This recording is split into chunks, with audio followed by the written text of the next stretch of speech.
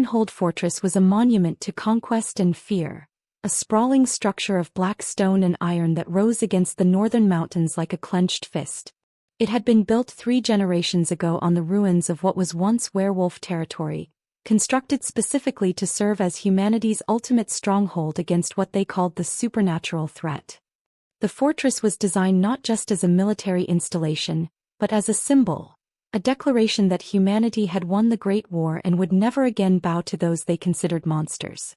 Though the days of open warfare had passed, replaced by an uneasy truce that neither side truly trusted, Ironhold remained fully garrisoned, its soldiers trained from childhood to view werewolves as the enemy, its walls reinforced against attacks that hadn't come in years but that everyone still feared. In the bowels of this fortress, far beneath the training yards and barracks, there existed a network of dungeons where no natural light ever penetrated and the air hung thick with moisture, mold, and the stench of despair. These weren't ordinary prison cells.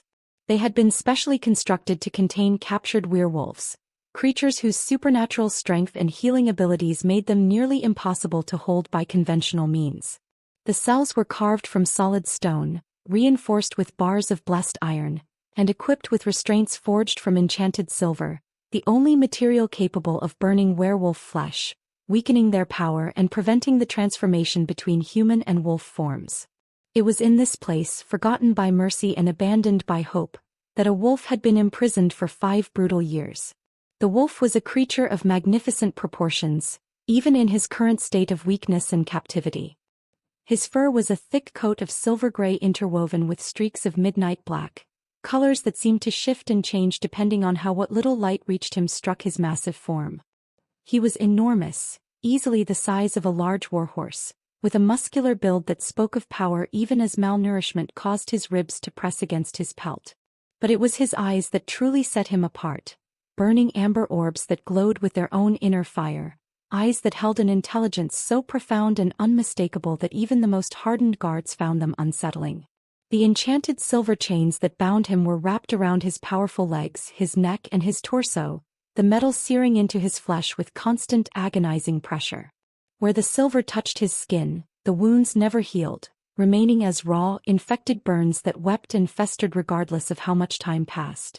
The chains were designed not just to restrain his body, but to suppress his very nature, preventing him from transforming into his human form, trapping him in the body of a wolf, unable to speak, unable to explain, unable to reveal the truth of who he was.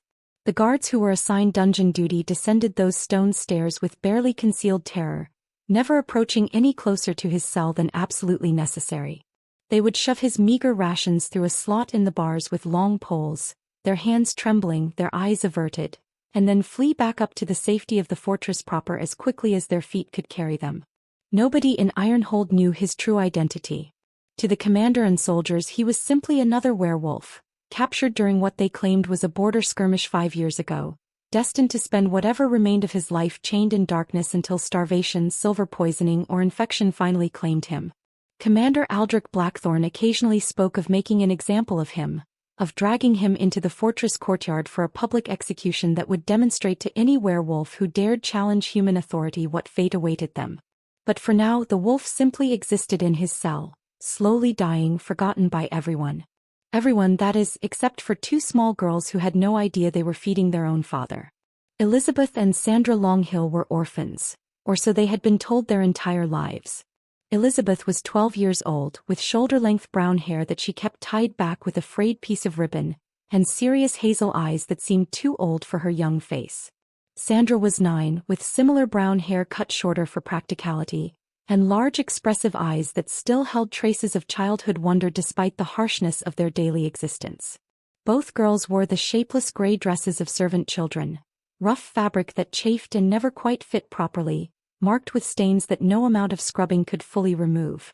They had been raised by the fortress, shuffled between the kitchens, the laundry, and whatever other departments needed small hands for undesirable work. Their parents, they had been told since they were too young to question, had been werewolf sympathizers who met their deaths at the claws of the very beasts they foolishly trusted.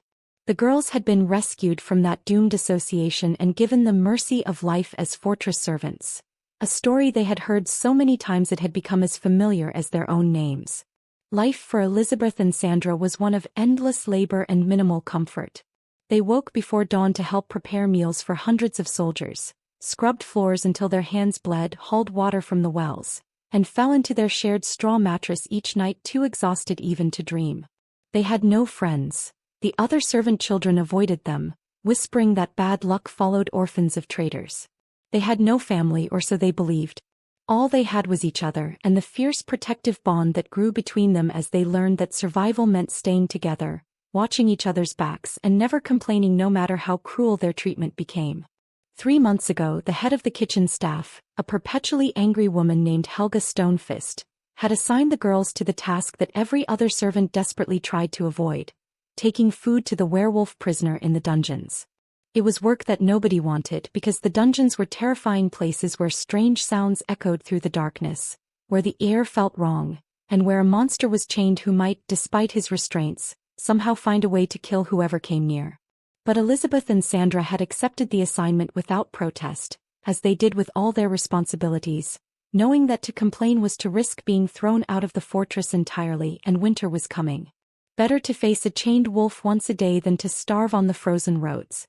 The first time the sisters descended those worn stone stairs into the dungeons, Elizabeth carrying a wooden tray with a few pieces of stale bread and a clay cup of murky water, both girls felt their hearts hammering so violently they thought the sound alone might alert every prisoner in the cells.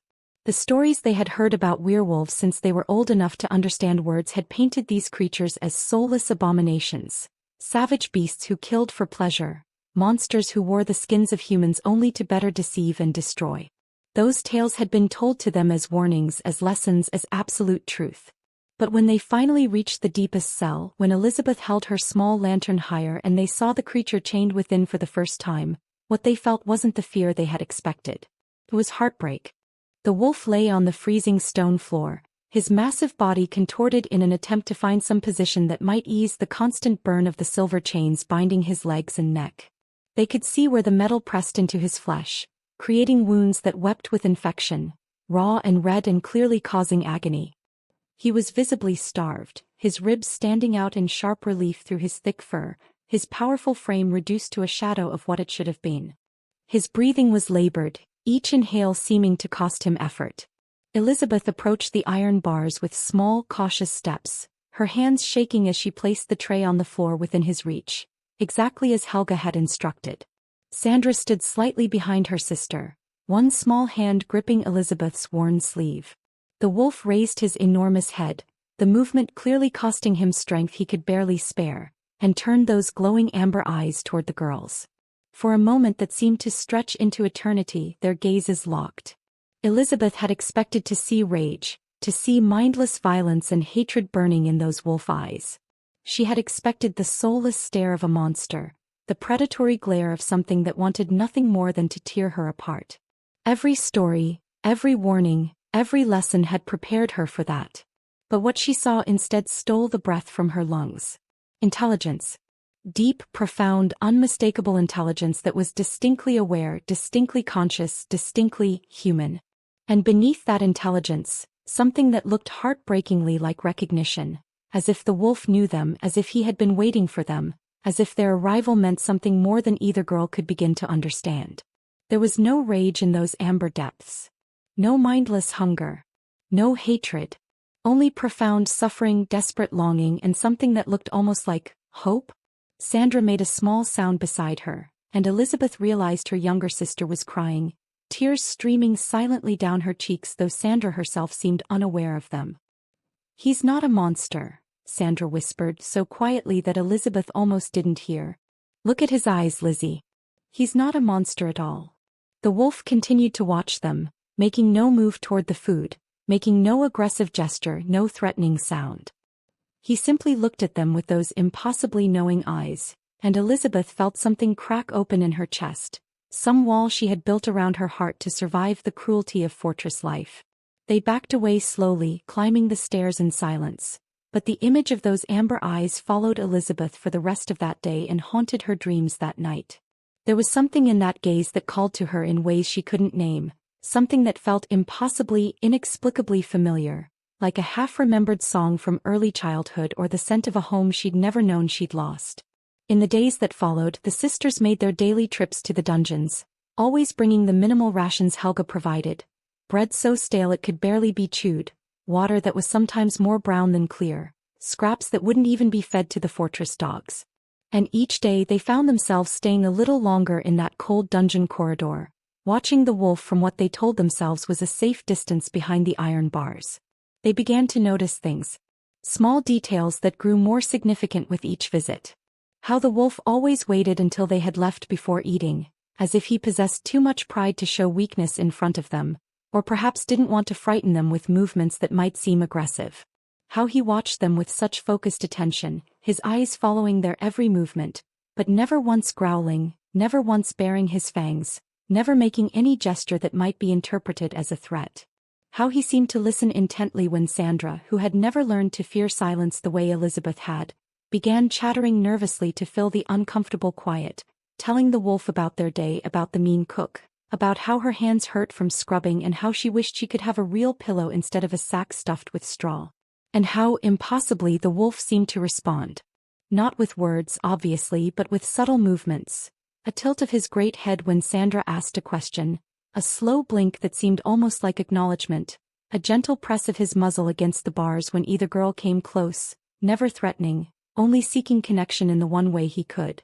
By the end of the second week, Elizabeth had made a decision that could have gotten both her and Sandra thrown into cells of their own, or worse, executed for treason. The rations meant for the werewolf prisoner were deliberately minimal, designed to keep him alive but nothing more. The bread was too moldy to serve to soldiers. The water was the dregs from barrels that should have been emptied days ago. It was sustenance calculated to prolong suffering, not to maintain health. And Elizabeth, watching how the wolf seemed to waste away a little more each day despite eating everything they brought, felt her conscience, something she thought the fortress had beaten out of her years ago, begin to reassert itself with painful intensity. So she began to steal. Small things at first.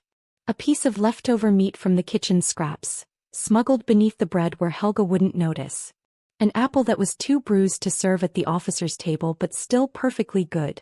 Fresh water from the well instead of the stagnant supply meant for prisoners, carried in her own wooden cup. These were dangerous acts, each one punishable by flogging at minimum if she was caught. But Elizabeth found she couldn't stop herself, and Sandra, once she understood what her sister was doing, helped without hesitation, using her smaller size to sneak extra rations past the watchful eyes of the kitchen staff. They were small gestures of mercy in a place designed to deny it. Small acts of kindness toward a creature they had been taught to hate. And with each small gift, each secret offering of food better than what he was supposed to receive, the wolf's amber eyes seemed to glow a little brighter, and something began to grow between the chained prisoner and the two orphaned girls. Something that neither species nor lies nor years of separation could completely destroy. A bond that had never truly been broken. A connection that would soon shatter everything they thought they knew about monsters, family, and the truth that had been stolen from them. Neither girl yet understood what they were feeling when they descended those dungeon stairs each day. Neither could name the strange pull they felt toward the wolf, the way their hearts seemed to recognize something their minds couldn't yet accept. They didn't know they were feeding their father. But somewhere deep in the forgotten dungeons of Ironhold Fortress, chained and tortured and unable to speak, David Longhill watched his daughters show him mercy, and for the first time in 5 years of captivity, the Alpha King allowed himself to feel something he had thought was lost forever. Hope. Before we descend deeper into the dungeons of Ironhold Fortress, I need to know, are you part of our pack? If this story has already captured your heart, howl your approval by hitting that like button. Join our growing pack of story lovers by subscribing and ringing the bell so you never miss when we uncover the next hidden truth. And I'm curious, where in the world is our pack gathering tonight? Drop your location in the comments below. Are you listening from the frozen north like the wolves of David's kingdom? Or perhaps somewhere the moon shines differently? Let me know where you're watching from and let's see how far our pack's territory reaches. Now let's return to Elizabeth and Sandra as they face their first encounter with the chained wolf who will change their lives forever. The morning Helga Stonefist assigned them to the dungeons, Elizabeth felt her stomach drop like a stone into dark water. She was scrubbing the kitchen floor on her knees, hands raw from the lye soap, when the head cook's shadow fell across her work. "You too," Helga barked, her thick finger jabbing toward Elizabeth and Sandra, who was hauling water from the well. You're feeding the beast now. Nobody else will do it, and I'm tired of hearing the guards complain. You're small enough he won't bother trying for you through the bars. Sandra's eyes went wide, and Elizabeth felt her sister's fear like a physical thing. They had heard the stories all their lives, whispered by other servants, shouted by drunken soldiers, repeated until they became more real than memory. Your parents trusted werewolves, and look what it got them. Torn apart by the very monsters they tried to help. Your lucky Commander Blackthorn showed mercy, letting you live as servants instead of ending up like your traitor parents. Elizabeth had stopped asking questions about her parents years ago. The answers always came with slaps and extra work, punishment for daring to suggest that maybe, just maybe, the story didn't make sense. But Sandra still whispered sometimes at night, asking if Elizabeth remembered anything from before. He never did. Their memories began here in this fortress in servitude. Now they descended the worn stone stairs, Elizabeth gripping the wooden tray so hard her knuckles went white. Sandra pressed against her side like a shadow. The air grew colder with each step, thick with dampness that seemed to seep into their bones. The dungeon corridor stretched before them, lit by torches that cast more shadow than light, and at the very end, they could see the iron bars of the deepest cell. Elizabeth forced her feet to move forward, one step at a time, until they stood before the cell. She raised the small lantern with trembling hands, and the light fell upon the creature within. The wolf was enormous, his silver-gray fur matted with filth and blood, his powerful body wrapped in silver chains that glowed faintly with their own sickly light. The metal had burned into his flesh, leaving wounds that wept and festered. He should have looked like a monster. He should have filled her with terror. But when he raised his great head and turned those burning amber eyes toward them, Elizabeth felt something inside her chest crack open, not with fear but with a recognition so profound it stole the breath from her lungs.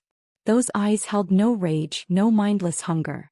They held intelligence, suffering, and something that made her heart pound for reasons she couldn't name. Impossible familiarity. Sandra made a sound beside her, soft and broken, and whispered words that would change everything. Lizzie, why does he look at us like he knows us?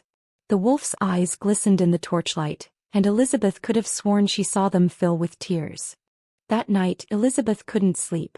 Every time she closed her eyes, she saw the wolf's amber gaze, intelligent and knowing, watching them with an expression that should have been impossible on an animal's face. Beside her on their shared straw mattress, Sandra tossed and turned, whimpering softly in her dreams. He's not scary, Sandra said the next morning as they prepared the wolf's meager breakfast, stale bread and murky water. Her small hands trembled as she wrapped the bread in cloth. He's sad, Lizzie. Did you see? He was so sad. Elizabeth had seen. And worse, she had felt it, as if the wolf's suffering had somehow reached across the space between them and lodged itself in her chest like a splinter she couldn't remove. When they descended the stairs that second day, Elizabeth carried something hidden beneath her apron. A piece of salted pork from the kitchen scraps, meat that was still good but deemed unworthy of the soldier's table. Her heart hammered with fear of discovery, but her hands stayed steady as she placed it with the bread. The wolf watched them approach, and when Elizabeth slid the tray through the gap in the bars, his eyes widened almost imperceptibly. He waited as before until they had moved back. But this time, instead of turning away, Elizabeth stayed. He wanted to see his reaction. The wolf ate slowly, carefully, his movements deliberate and somehow grateful. When he finished, he looked directly at Elizabeth and lowered his massive head in what could only be described as a bow. He's thanking you, Sandra breathed, wonder filling her voice. After that, the girls found excuses to linger. Sandra began to talk, filling the heavy silence with stories about their day. How the cook had burned the morning porridge, how Elizabeth had caught her when she nearly fell down the well, how they both wished they could see beyond the fortress walls someday. And impossibly the wolf listened. He tilted his great head when Sandra asked questions, nodded when she sought confirmation, and once, when she told him about the soldier who had kicked her for moving too slowly, he released a low growl that vibrated through the stone floor. Not a threat. A protest. As if he would have protected her if he could. Elizabeth began bringing fresh water in her own cup, better scraps whenever she could steal them without notice. She studied the wolf during their visits, noting things that disturbed her growing certainty about what they'd been told. The scars beneath his chains weren't the marks of an aggressor. They were defensive wounds, The kind you got when protecting someone, not attacking them. 2 weeks into their assignment, as they climbed the dungeon stairs, Sandra stopped suddenly and turned to her sister.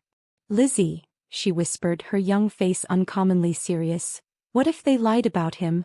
What if they lied about everything?" Elizabeth wanted to dismiss the question to protect them both from dangerous thoughts. But looking back down toward the cell where amber eyes still watched their departure, she found she couldn't. Because she was beginning to suspect the same impossible thing. The dungeon was always cold, but as autumn deepened into early winter, the stone walls wept with ice. Elizabeth watched the wolf shiver despite his thick fur, watched how he tried to curl his massive body into itself for warmth even as the chains prevented him from finding any comfort. That night she stole a blanket from the laundry, threadbare and patched, destined to be cut into rags, and hid it beneath her dress. Her hands shook as she pushed it through the bars the next morning. Not from fear of the wolf, but from fear of what it meant that she was doing this at all. She wasn't following orders anymore. She wasn't simply completing an unpleasant task. She cared about this creature's suffering in a way that felt dangerous and inexplicable and utterly beyond her control. The wolf stared at the blanket for a long moment, then at Elizabeth. When he carefully pulled it closer with one massive paw and settled onto it with a sound that was almost a sob, Sandra burst into tears. "It's not fair," the younger girl whispered, pressing close to the bars despite Elizabeth's protective hand on her shoulder. "Nobody should have to live like this. Not even a monster." "But he's not a monster, is he, Lizzie? Monsters don't cry." The wolf pressed his muzzle against the bars near Sandra's small hand, as gentle as a mother with her child, and the girl's tears fell faster. She began talking then, words spilling out like a dam had broken, telling him about their dreams of leaving Ironhold someday, of finding a place where they belonged, of maybe, somehow discovering who their parents had really been before they died. Maybe they hadn't been traitors at all. Maybe they had been good people who made a mistake trusting the wrong creature. The wolf's eyes never left Sandra's face, and Elizabeth could swear she saw understanding in their amber depths, even grief, as if her sister's words wounded him somehow. "Do you think," Sandra whispered, "do you think our parents might have loved us? Before they died?" The wolf made a sound, low and broken and achingly human, and pressed harder against the bars as if he could somehow reach through iron to comfort her. Elizabeth's mind raced. She'd been watching, studying, testing a theory she barely dared acknowledge. Now she spoke, her voice steady despite her pounding heart. "Cyacane," she said in the ancient tongue she'd heard the oldest guards use. "Peace." The wolf immediately stilled, his posture shifting to one of calm attention. "Taispin dom du lamb," she continued. "Show me your paw."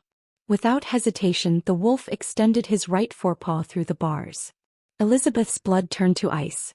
The ancient tongue hadn't been spoken commonly in decades. Only scholars and the eldest warriors knew it. No wolf, no mere animal should understand it. Unless he wasn't just a wolf at all. "Lizzie." Sandra's voice was very small. "Why does he understand you? Why does he understand everything?" Elizabeth looked into those knowing amber eyes, and the wolf looked back with an intelligence that was undeniably, impossibly human. And in that gaze she saw something else, a desperate plea for them to see the truth he couldn't speak. Her voice came out as barely a whisper. "What are you?" 2 months had passed since that first descent into the dungeons, and the girls had fallen into a rhythm of stolen kindness and whispered conversations. But when they reached the cell that morning, Elizabeth knew immediately that something was catastrophically wrong. The wolf lay on his side, his massive body racked with violent tremors. His breathing came in shallow, desperate gasps, and the stench of infection hit them like a physical blow. The silver chains had burned so deeply into his flesh that bone was visible beneath the suppurating wounds, greenish pus seeping from burns that should have killed him weeks ago. "No, no, no," Sandra sobbed, her small hands gripping the bars. "Lizzie, he's dying. We have to do something. Please, we have to help him." Elizabeth's mind raced. If they reported this, the guards would simply let him die or accelerate his execution.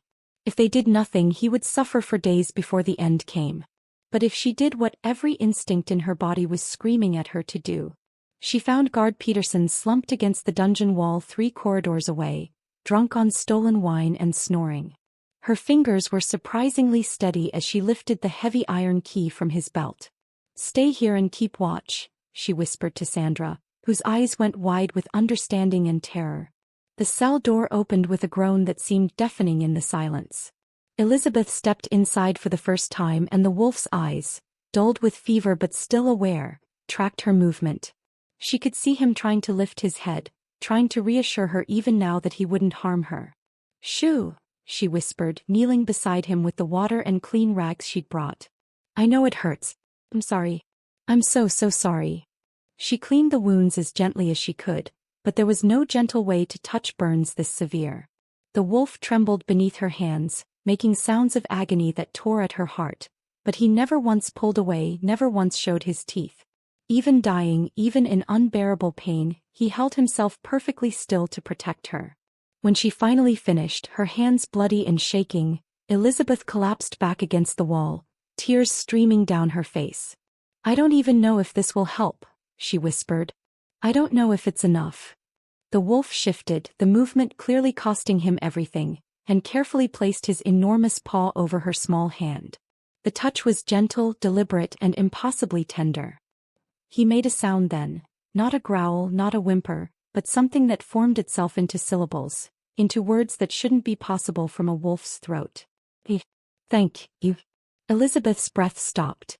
She stared at the wolf, at his amber eyes fixed on hers with desperate intensity, and then she heard it, not with her ears but inside her mind, a voice rough and faint and achingly familiar though she'd never heard it before. "My brave girl. My Elizabeth. My star." She jerked back, her hand flying to her mouth. "That's impossible. You can't, wolves don't."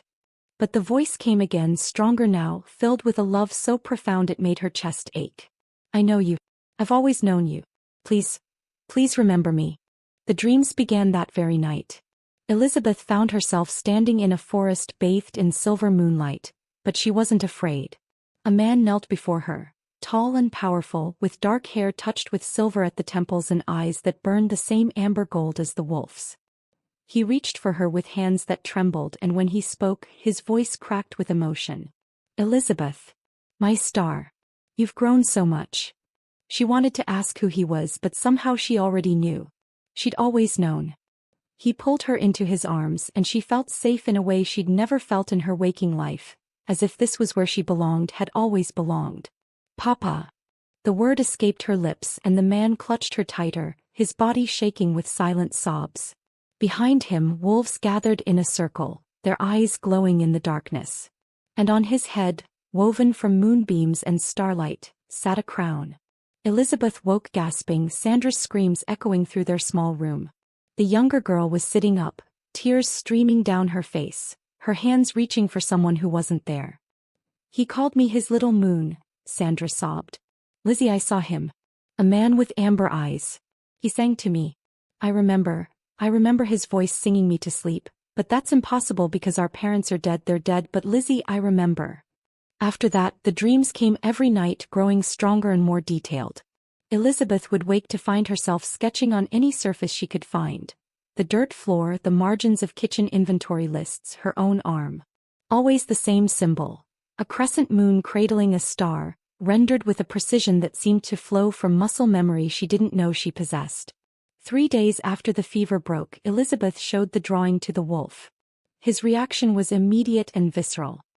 He pressed his head against the bars with such force that Elizabeth feared he'd hurt himself, and sounds emerged from his throat that were unmistakably sobs, raw, agonized, heartbreakingly human sounds of grief and recognition. "You know this symbol," Elizabeth whispered. "This means something to you." The wolf's entire body shuddered, and his eyes, those impossible amber eyes, locked onto hers with an intensity that stole her breath. "Yes," they seemed to say. "Yes, it means everything." Sandra had been unusually quiet, staring at the wolf's foreleg where it pressed through the bars. Now she moved closer, her small hand reaching out to touch the silver-gray fur. "Lizzie," she breathed. "Look." There, just visible beneath the matted fur, was a birthmark. A distinctive pattern of darker coloring in the shape of interlocking crescents.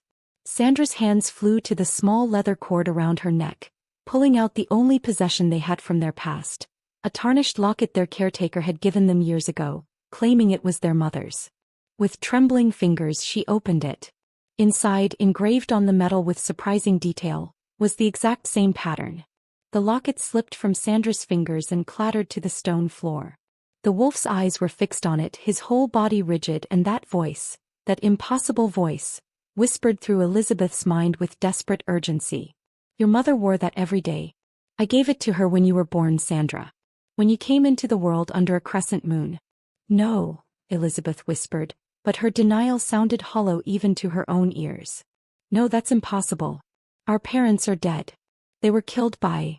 The wolf's eyes never wavered, and the truth crashed over her like a wave, drowning her in its impossibility. By a wolf. Their parents were killed by a wolf, they'd been told. But what if they'd been lied to about which wolf?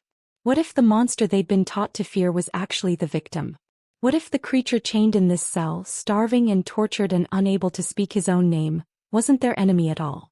Sandra's voice was barely audible, but it shattered their world completely.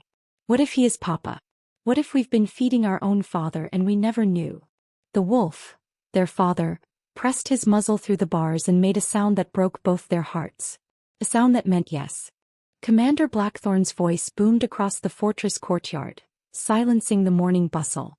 Elizabeth and Sandra stood frozen among the gathered servants and soldiers, their blood turning to ice as his words registered. 3 days hence, during the spring festival, the werewolf prisoner will be executed publicly.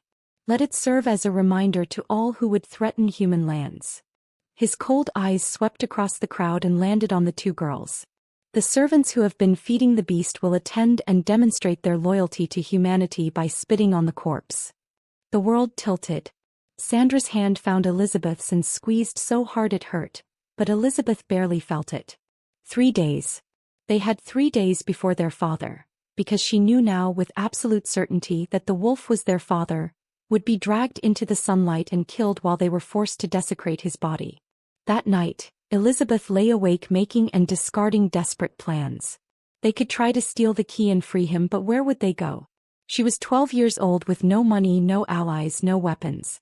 The fortress would mobilize hundreds of soldiers. They wouldn't make it past the outer gate. Every scenario she imagined ended in failure, ended in capture, ended in all three of them dead.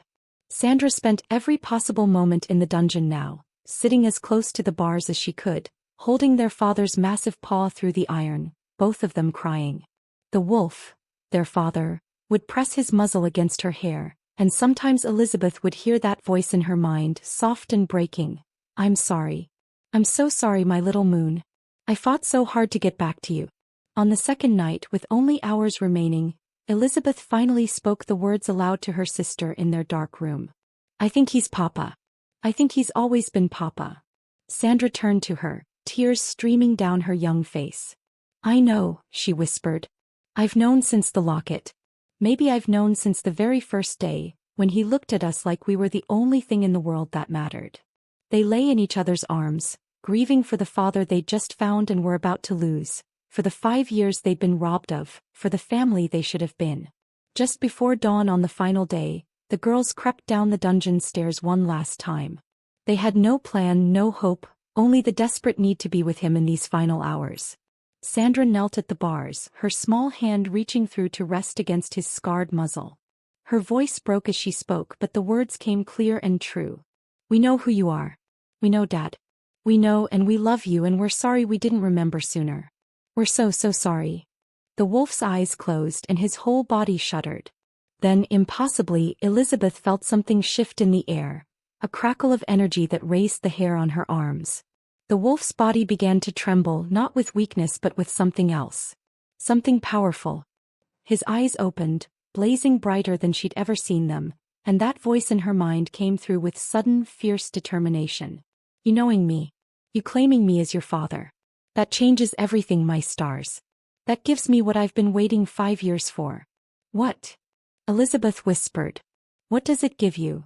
The wolf's lips pulled back, not in a snarl but in something that might have been a smile. A reason strong enough to break these chains. The moment Sandra spoke those words, we know, Dad, something fundamental shifted in the dungeon's oppressive air. The wolf's eyes blazed with sudden, fierce light, and Elizabeth felt the soul bond between them flare to life like a struck match in darkness, warm and undeniable and utterly terrifying in its intensity. David Longhill had endured 5 years of silver poisoning, starvation, and systematic torture. He had survived because he had no choice, because giving up meant abandoning his daughters to the lies that enslaved them. But now they knew him. Now they claimed him. And that acknowledgement, that love freely given despite everything designed to make them hate him, gave him something more powerful than any magic. Reason to break. His body began to convulse, muscles rippling beneath fur, and the girls stumbled backward as the transformation began. It was nothing like the smooth, effortless shifts Elizabeth had imagined from childhood stories. This was violent, agonizing, a battle between supernatural will and the enchanted silver designed specifically to prevent this very thing. Bones cracked with sounds like breaking branches. His body contorted, elongating, reforming. The silver chains burned brighter, fighting the change, searing deeper into flesh that was neither wolf nor man but something between. David's roar of agony echoed through the dungeons, a sound so raw and primal that Sandra covered her ears and sobbed. "Papa, stop," she screamed. "You're hurting yourself." But he couldn't stop. Wouldn't stop. The chains began to glow, first red, then orange, then white-hot as the transformation accelerated. The Alpha King's power, suppressed for 5 years, had finally been given permission to rise. One by one, the links shattered with deafening cracks, exploding outward in shards of molten metal that embedded in stone walls. The entire dungeon shook. Where the enormous chained wolf had been, a man now struggled to his feet. He was tall, powerfully built despite obvious malnourishment, his body a map of scars and burns from years of captivity. Long dark hair, matted with blood and filth, fell past his shoulders, touched with silver at the temples. He was barely able to stand, swaying on legs that had been wolf-shaped for 5 years, but when he raised his head, those same amber eyes, unchanged, unmistakable, locked onto his daughters with such profound love that Elizabeth's breath caught. "Elizabeth," he rasped, his voice rough and broken from years of silence, from years of being unable to speak his own name. "Sandra." He took one stumbling step forward, then another, his scarred hands reaching for them. "My stars. My daughters. I never stopped fighting to come back to you." The girls didn't hesitate. They threw themselves at him, and David collapsed to his knees, gathering them into his arms for the first time in 5 years. He held them as if they were the only real things in the world, his whole body shaking with silent sobs as he pressed his face into their hair. "I'm sorry," he whispered over and over. "I'm so sorry. I tried to get back to you. I tried every single day." "We know," Sandra sobbed into his chest. "We know now, Papa. We know." Elizabeth felt his tears falling into her hair, felt the way his arms trembled as he held them, and something that had been broken inside her for as long as she could remember finally began to heal. But even in this moment of reunion, reality pressed in. Alarms began to sound in the fortress above. The magical wards had detected the shattering of the chains. Within minutes, soldiers would flood the dungeons. David pulled back just enough to look into his daughters' faces, his amber eyes fierce despite his weakness. "We need to go." "No. Can you run?" Elizabeth wiped her tears and nodded, her mind already racing through possibilities. "We need to get you out of sight. If they see you like this, then we make sure they don't," David said, his voice gaining strength with every word, the Alpha King beginning to emerge through the broken prisoner. He swayed, nearly fell, and both girls moved to support him. Above them, the sound of running boots echoed down stone corridors. Voices shouted orders. They had minutes at most. Sandra looked up at her father, her young face set with unexpected determination. "We're not losing you again. Whatever we have to do, we'll do it together." David's eyes filled with pride and terror in equal measure. His daughters shouldn't have to flee for their lives. They should be safe, protected, cherished. But his daughters were also incredibly brave, and they were looking at him with absolute trust, waiting for him to lead them. So the Alpha King, finally freed, finally reunited with his children, made the only choice he could. "Then we run." Elizabeth's mind moved with crystalline clarity despite the chaos. The alarms meant guards would flood the dungeons within minutes, searching for an escaped wolf. They needed to give them something else to see. "The laundry," she hissed, supporting her father's weight as he swayed dangerously. "Sandra, run ahead. Get a soldier's uniform. Any size. Go." Her sister disappeared up the stairs, and Elizabeth helped David stumble after her, his bare feet leaving bloody prints on stone. He had been a wolf for 5 years. Walking on 2 legs took concentration he barely possessed, and the fresh burns from the shattered chains bled freely. But his senses remained sharp, enhanced beyond human capability. "Left," he whispered as they reached a junction. "Guards coming from the right." 20 seconds. They pressed into an alcove as soldiers thundered past, shouting about escaped prisoners and checking cells. Sandra reappeared with a uniform bundled in her arms, and they ducked into an abandoned storage room. David's hands shook as he pulled on the bloodied uniform. It would pass as a wounded soldier being evacuated. Elizabeth tore strips from her apron to bind the worst wounds, while Sandra smeared dirt on his face to obscure his features. It was a desperate disguise at best. "You're injured soldiers helping us to the infirmary," David rasped. "Walk like you belong. If anyone stops us." "We lie," Elizabeth finished, surprised by her own calm. "We've been doing it our whole lives." They moved through corridors thick with running soldiers. David leaned heavily between them, his head down, playing the part of a guard too injured to walk unaided. Twice, officers glanced their way but continued past, focused on the dungeon breach. They were almost to the outer gate when their luck shattered. "You there. Halt." A veteran guard, old enough to be suspicious of everything, stepped into their path. His eyes narrowed as he studied David's slumped form. "What unit?" Elizabeth's mouth went dry. She didn't know unit names. "He's badly hurt," Sandra said, her child's voice trembling authentically. "Please, we need to get him to the healer." But the guard was already moving closer and David's head came up slightly. Blood was seeping through the uniform front. Far too much blood for a simple wound. The guard's hand went to his sword. "That's no soldier," he growled. "That's..." He never finished. Sandra stepped forward and words spilled from her lips in a language she didn't know she could speak. Ancient, powerful, resonating with an authority that shouldn't exist in a 9-year-old's voice. The Alpha command inherited through blood, activated by pure desperate need. The guard froze, his expression glazing with confusion. David used that precious heartbeat to raise his head fully, letting his eyes blaze amber gold and his voice, rough but undeniable, cut through the air with supernatural compulsion. "Stand down." The guard stumbled backward, caught between training and instinct, between human order and supernatural command. His sword clattered to the ground. They ran. Through the gate, into the darkness beyond the fortress walls, into the forest that had waited 5 years for this moment. Behind them, the alarms reached a fever pitch. Soldiers mobilized. Dogs bayed. Torches lit up the night. David pushed himself beyond what his body should have been capable of, carrying Sandra when her short legs couldn't keep pace, while Elizabeth ran ahead with speed that shocked them both. The supernatural blood she'd never known she carried surged through her veins, lending her strength and endurance that defied her 12-year-old frame. But the soldiers were gaining. The dogs were close. David's strength was failing. He'd given everything to the transformation, and now his body was demanding payment. He stumbled, nearly fell, caught himself against a tree with gasping breaths. "Papa, get up." Sandra sobbed. "Please, you have to get up." Elizabeth spun back, seeing torchlight through the trees. Too close. They were too close. Then the forest exploded with sound. Howls. Dozens of them surrounding the fortress, pursuit from all sides. Wolves emerged from the shadows like ghosts made flesh, their eyes glowing in the darkness. They were massive, powerful, and they moved with deadly purpose toward the human soldiers. At their head ran a she-wolf of silver and white, and when she saw David, her howl turned to a cry of pure joy. The soldiers scattered, their courage evaporating in the face of a full pack. The dogs whimpered and fled.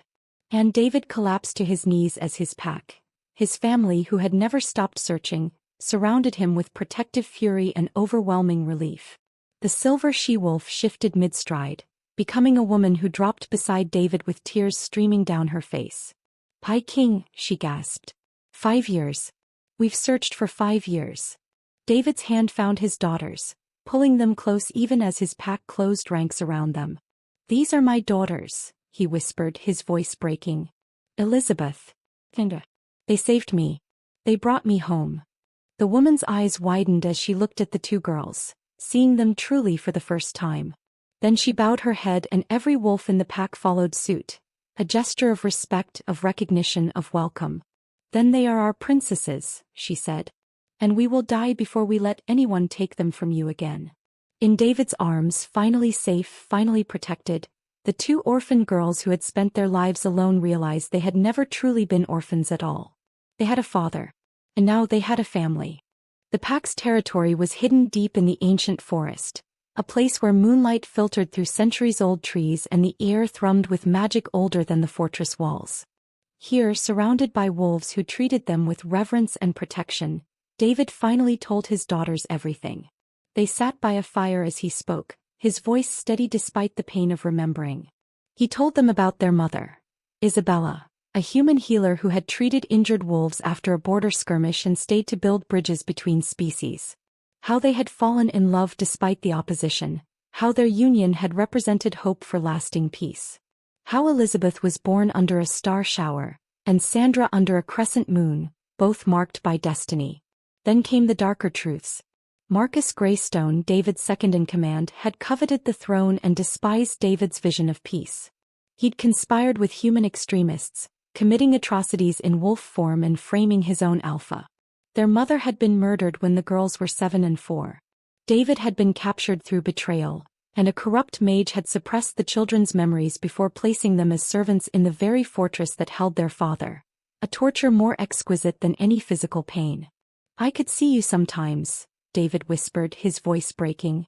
"Through scrying spells. Watching my daughters grow up enslaved, hating what they'd been taught to hate, and I couldn't speak, couldn't reach you, couldn't do anything but survive and hope that somehow, someday, you might find your way back to me." Elizabeth felt 5 years of lies crumble into ash. They weren't orphans, they were princesses. They weren't fully human, they carried royal blood. The monster they'd been taught to fear was the hero who'd never stopped fighting for them. Through tears and rage and grief, through Sandra's sobbing and Elizabeth's quiet fury, they began to heal. And as they did, David watched his daughters discover the gifts they'd inherited. Elizabeth's natural strategic brilliance and command presence. Sandra's empathy so powerful she could sense truth from lies, could begin learning the healing arts their mother had mastered. 3 weeks later, the reunited family returned to the Werewolf Kingdom. David brought evidence he'd hidden before his capture, and witnesses finally found courage to speak. Before the Pack Council, Marcus Greystone's treachery was exposed in devastating detail. The battle for the throne was brief. The traitor's support crumbled and he was defeated and exiled, his name stricken from Pack history. David Longhill reclaimed his crown with his daughters at his side. Elizabeth and Sandra stood in the great hall, no longer orphan servants who faced each day with quiet desperation, but acknowledged heirs wearing the symbols of their heritage. The crescent moon and star, once drawn unconsciously, now hung around their necks in silver and gold. In the months that followed, their unique perspective, children who knew both human cruelty and werewolf compassion, who had bridged 2 worlds through love alone, helped forge genuine peace. Treaties were signed. Borders opened. And Ironhold Fortress, once a symbol of hatred, was transformed into neutral ground where humans and werewolves met as equals. On the anniversary of their escape, Elizabeth and Sandra stood with their father on Ironhold's walls, no longer prisoners but peacemakers. Commander Blackthorn had been removed, his crimes exposed. The dungeons below had been sealed forever. "Do you ever regret it?" Sandra asked quietly, her hand in David's. "All those years lost?" David pulled both daughters close, his eyes reflecting the same amber fire that had once been their only hint of truth. "Every single day," he admitted. "But you found me anyway. You saw past the lies, past the chains, past everything designed to keep us apart. You fed a chained wolf with nothing but compassion in your hearts, and in doing so, you saved not just me but yourselves. You reclaimed your heritage and changed the fate of 2 species." Elizabeth looked out over the land, half human territory, half werewolf, no longer divided by fear but connected by hope. "We were never really orphans, were we?" "No," David said softly. "You were always my daughters. Always my stars. And now the whole world knows it." As the sun set over the transformed fortress, the orphaned girls who had once knelt in a dungeon feeding their father through iron bars now stood as princesses beside their king. They had lost years to lies, but they had gained something more precious than time. They had gained the truth. And with it they had gained everything. The wolf who had been chained was free. The daughters who had been lost were found. And the love that had survived 5 years of separation and torture proved what both species were only beginning to understand. That family transcends all barriers. That compassion can survive cruelty. That truth will always, eventually, emerge from lies. And that sometimes, the greatest act of rebellion is simply choosing to be kind to someone the world has told you to hate. The chains have been broken. The truth has been revealed. And 2 orphan girls discovered they were princesses all along. But every ending is just a new beginning, and our pack's journey doesn't end here. I have another tale waiting in the shadows. A story that will make you question everything you thought you knew, test the boundaries of loyalty, and prove once again that love can survive even the darkest of betrayals. The next chapter of our adventure awaits, and you won't want to miss it. Click that video that just appeared on your screen, or check the description below for your next story. Trust me, what's coming next will have you howling for more. Until then, may your path be lit by moonlight, and may you always have the courage to show kindness to those the world tells you to fear.